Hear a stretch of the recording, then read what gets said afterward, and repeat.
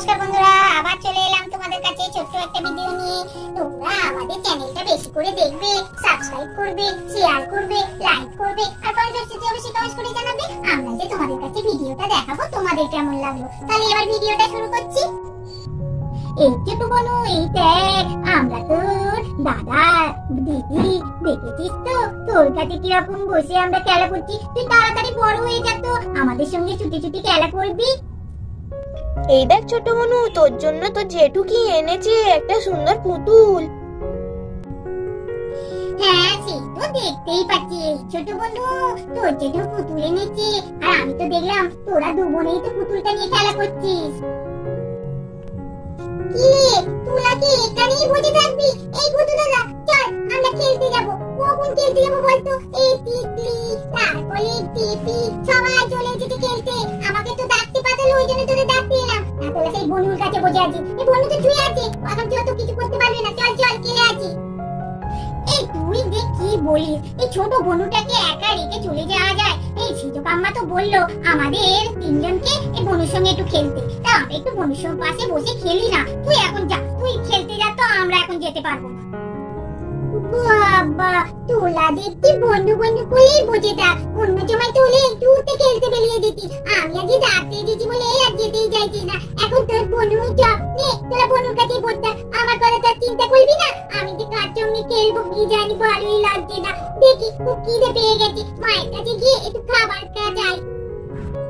ও মা, তুমি কি করছো গো? এই আমার বড্ড খিদে পেয়েছে, একটু খেতে দাও না গো। আরে একটু দাঁড়িয়ে যা। আরে আমি দেখ না তোর বনুর জন্য দুধ তৈরি করছি। দুধটা হয়ে যায়, ও তো বাচ্চা মেয়ে, ওকে আগে খাওয়াতে হবে। তো বল, ওর খুব খিদে পেয়ে গেছে। এই সেজক আম্মা বলে গেল, ওই জন্য দুধটা একটু তৈরি করে দিচ্ছি। তোকে একটু পরে খেতে দিচ্ছি, একটু দাঁড়া না। ও মেজকাম্মা, মা তাহলে মা বনুর যখন দুধ তৈরি করছে তুমি একটু খেতে দাও না গো, আমার বড্ড খিদে পেয়েছে। আরে রিক বাবু, আমি কি করে খেতে দেবো? এই তো আনাজ কুটতে বসেছি, এখন আমি আর উঠতে পারবো না। দাঁড়াও না, তোমার মায়ের হাতের কাজটা শেষ হোক, তোমাকে তারপর খেতে দেবে। দুধ আমার ভালোই লাগছে না। যখন বললাম গুড্ডু দিদি, গুড্ডু দিদি, গুড্ডু দাদা, এই দিদি সবাইকে বললাম খেলতে যাবি, বলে বনুর কাছে বসি বসে। আবার এখন খেতে চাইছি, তখনও বনুর দুধ তৈরি করছো। তোমাদের শুধু বনু বনু বনু, আমার কথা কেউ চিন্তা করলো না। তাই আমি তার বম্মার কাছে একটু গিয়ে গল্প শুনি গিয়ে। ও বম্মা, বম্মা তুমি কি করছো গো? আমাকে একটা গল্প শোনাও না গো, তুমি তো অনেকদিন আমাকে গল্পই বলিনি। তা আজকে একটা গল্প বলে শোনাও না। বুড়িক বাবু, তুমি এখন এসেছো গল্প শোনবার জন্য। এখন আমি কি করে তোমাকে গল্প শোনাবো? এই দেখো ছোট বনুটা আমার কোলে শুয়ে আছে, তারপর ছোট বনুটাকে তেল মাখিয়ে চান করাতে হবে তো নাকি? আর সেটা মা কি পারে? ওই জন্যই তো আমি আগে করতে হবে। এই তোমরা যখন ছোট ছিলে তোমাদেরও তেল মাখিয়ে আমি চান করিয়ে দিতাম। এখন ছোট বনুটাকে চান করিয়ে দিই আর তোমাকে রাত্রির বেলা গল্প বলে শোনাবো। এখন তুমি একটু গিয়ে দাদাদের সঙ্গে গিয়ে খেলা করো। দুধ দুধ আমার ভালোই লাগে না। তোমাকে গল্প বলে শোনাতে বললাম, তুমি একটা গল্প বলেও শোনালে না।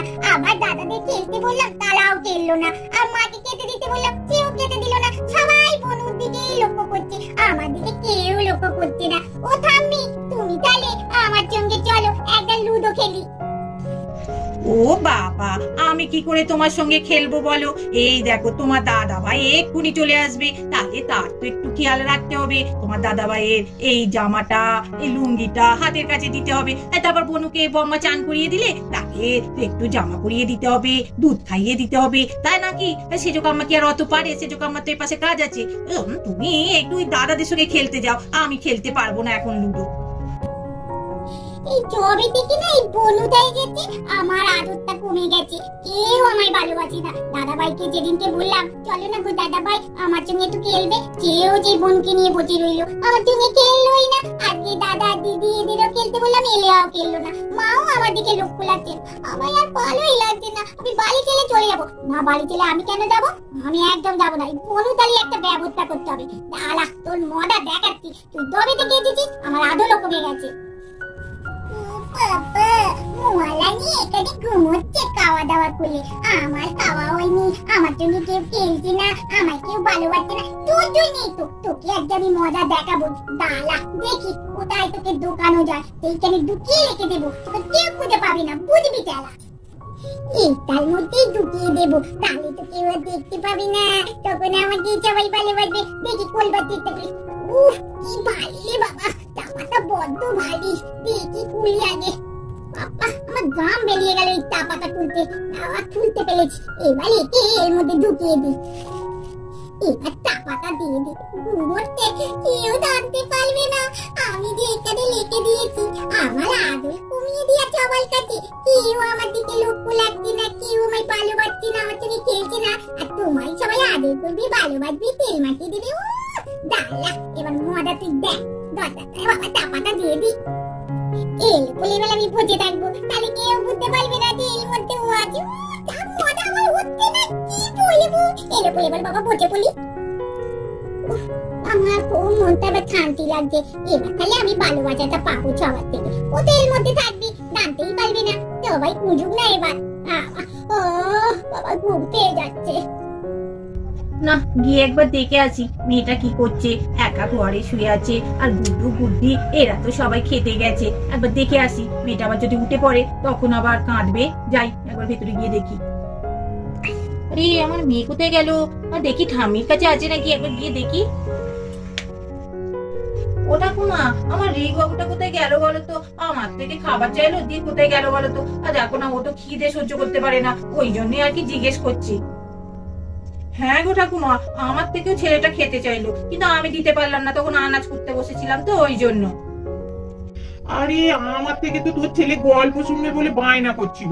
আমি তখন পুচকুটাকে কোলে নিয়েছিলাম, কি করে গল্প বলবো বল। আর ওকে তখন চান করাবার সময় আমি বললাম রাত্রিরে বলবো, বলতে সে তো বাইরে বেরিয়ে গেল। তাহলে সে আসেনি তোদের কাছে? তারপরে কোথায় গেল রে ছেলেটা? ও ঠাকুমা, আমার মেয়েটা তোমার কাছে আছে। বাবা, তোমাদের কাছে তো নেই। আমার মেয়েটা কোথায় গেল বলো তো? ঘরে নেই তো, দেখতে পাচ্ছি না। ছেলে দলা নিয়ে চলে গেল না কি গো ঠাকুমা? কোথায় গেল বলো দেখি আমার মেয়েটা? ও মা গো, দেখো না, রিঙ্কি গুড্ডি গুড্ডু ওরা তো সব চান করতে গেছে। আমি তবে ভাবলাম যে মেয়েটা কি করছে দেখি, গিয়ে দেখি ঘরে নেই। কোথায় গেল বলো দেখি? চলো না গো খুঁজি একটু। আরে সত্যি তো, মেয়েটা কোথায় গেল? ও বাবা, রিক বাবু এইখানে শুয়ে আছে। আমি তাই বলি আমার ছেলেটা কোথায়? আবার এর মধ্যে থেকে কান্নার আওয়াজ পাচ্ছি। এই রিক, রিক, এই রিক, ওঠ ওঠ, ঘুমাচ্ছিস? আরে এর মধ্যে থেকে বাচ্চার কান্না পাচ্ছি না, আওয়াজ পাচ্ছি। এই দেখি, ওঠ ওঠ তো, কি করছিস? দেখি দেখি দেখি, এর মধ্যে কে আছে? কি হইতে বলো তো? আমি এখানে ঘুমোচ্ছিলাম, সেখানেও তোমাদের বিরক্ত। আমি তো এখানে ছবই তো ঘুমোবো, সেটাও তোমাদের জানতে নেই। ছোট কি বাবা, পালিও না।